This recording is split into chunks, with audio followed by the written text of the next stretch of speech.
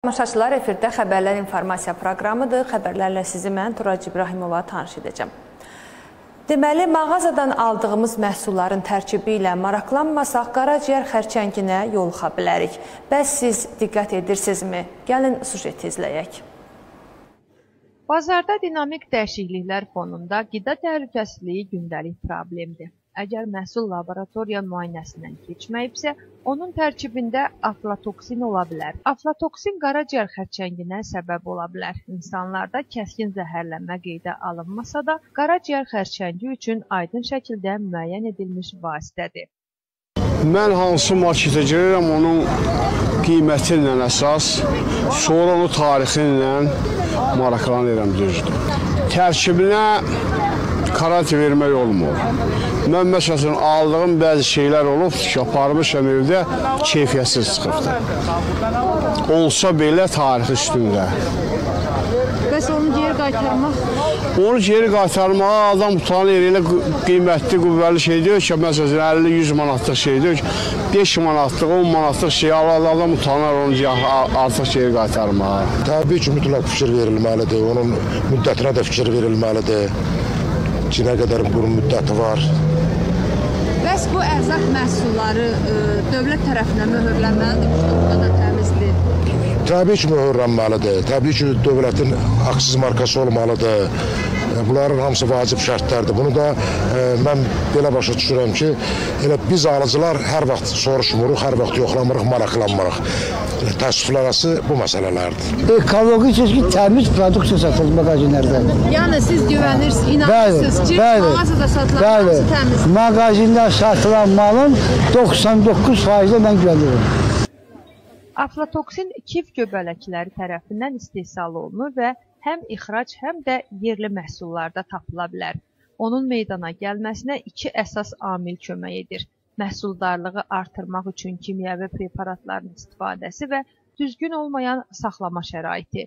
Buna görə məhsulun etiketində laboratoriyada sınaqdan keçmişdir cümləsinin aydın şəkildə qeyd edilməsi vacibdir. Laboratoriya testi və aydın etiketləmə məhsulun təhlükəsizliyini artırır. İstifadəçilərə isə dəqiq məlumat əsasında qərarlar qəbul etməyə imkan verir.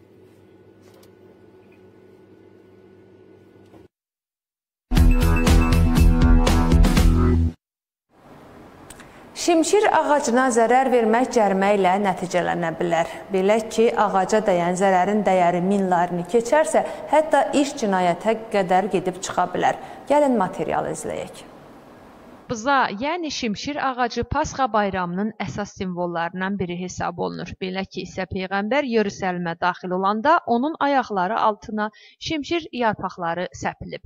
Hətta Pasxadan bir həftə əvvəl Buzoba bayramı, yəni şimşir ağacına həsr olunmuş gün qeyd edilir. Hazırda Buzoba bayramının yaxınlaşması ilə bütün ölkədə şimşir ağacının kəsilməsinə nəzarət gücləndirilir.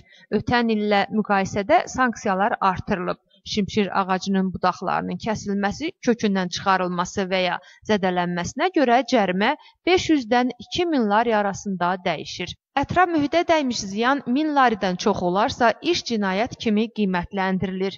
Milli Meşə Təsərrüfatı Agentliyi əhalinin nəzərinə çatdırır ki, şimşir yalnız istixanalardan və süni şəkildə becərilmiş plantasiyalardan müvafiq sertifikat əsasında alına bilər. Qeyd etmək lazımdır ki, kolxa şimşiri qırmızı kitaba daxil olan ağac növüdür.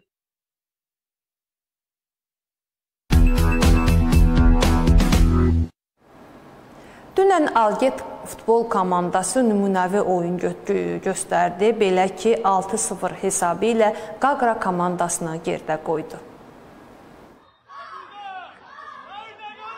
Marneulinin mərkəzi stadionunda Alget futbol komandası ilə Qaqra 2 komandalarının üz-üzə gəldiyi Milli Liqa 4-ün ikinci turunun oyunu keçirilib.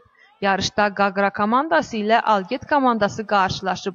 Hesab 6-0 Algetin böyük üstünlüyü ilə başa çatıb. Qeyd edək ki, Milli Çempionatın 4-cü liqasında Alget ilə Qaqra 2 maçı 1989-cu il aprelin 9-da dünyasını dəyişənlərin xatirəsinin bir dəqiqəlik sükutla yad edilməsi ilə başlamışdı.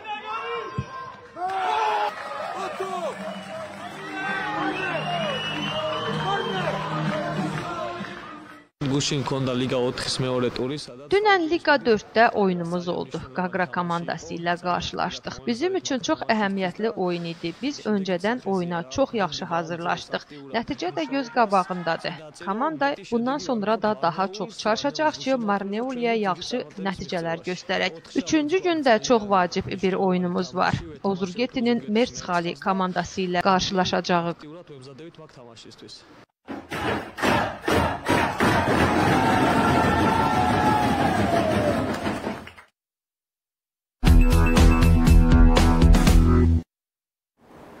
Marneolili idmançı Georgi Mirzoyan peşəkar kickboksing üzrə uğur qazanıb. O, Tbilisidə keçirilən yarışda birinci yeri alıb. Marneolili Georgi Mirzoyan peşəkar kickboksing döyüşündə qalib gəlib. Tbilisidə Max Fight təşkilatının 10-cu peşəkar kickboksing döyüşü keçirilib. Marneoli Bələdiyyəsinin idman məktəbinin yetirməsi Georgi Mirzoyan həmin yarışda K1 qaydaları ilə layiqincə mübarizə apararaq əhəmiyyətli qələbə qazanıb. Onun şəxsi məşqçisi Qaxac Xadovadır. Mübarizənin 3 raund davam etməsinə baxmayaraq, Georgi döyüş başlayan kimi üstünlüyü əldə edərək hakimlərin qərarı ilə qalib elan edilib.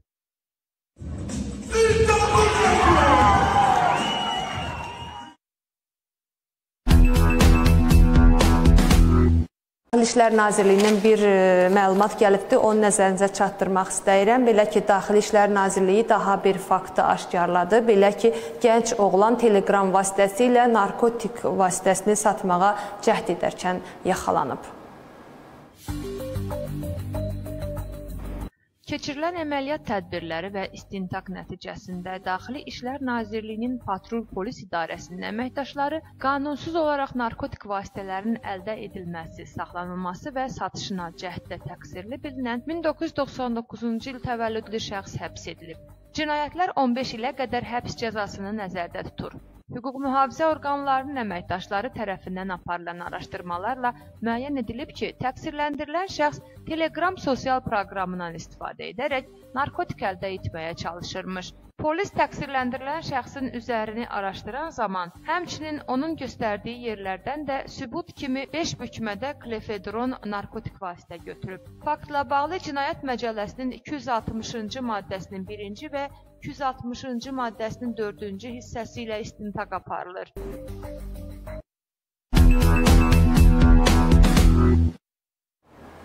Xəbərlər informasiya proqramı sona çatdı. Sabah eyni vaxtda görüşmək ümidi ilə özünüzə yaxşı baxın.